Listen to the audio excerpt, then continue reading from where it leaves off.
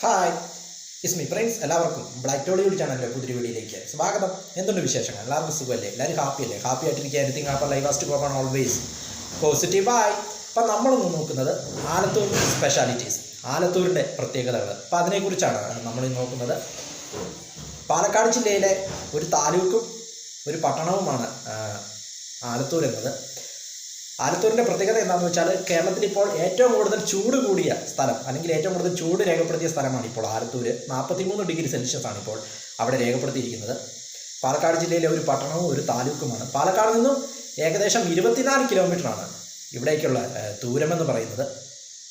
ഇവിടുത്തെ total area എന്ന് പറയുന്നത് 19.62 കിലോമീറ്റർ സ്ക്വയറാണ്. ഇവിടുത്തെ പോപ്പുലേഷൻ എന്ന് പറയുന്നത് 26,720 അതിൽ 12,808 പുരുഷന്മാരും 13,912 സ്ത്രീകളുമാണുള്ളത്. സ്ത്രീകളാണ് ഇവിടെ പോപ്പുലേഷനിൽ മുന്നിട്ട് നിൽക്കുന്നത്. ഇവിടുത്തെ പ്രധാനപ്പെട്ട വരുമാന മാർഗം എന്ന് പറയുന്നത് കൃഷിയാണ്. ഉയർന്ന മേഖലകളിൽ റബ്ബറും സമതലങ്ങളിൽ നെല്ലും കൃഷി ചെയ്യുന്നു. റബ്ബറിനെയും നെല്ലിനെയും കൂടാതെ തെങ്ങ്, വാഴ, മത്തൻ തുടങ്ങിയ കൃഷികളുമുണ്ട്.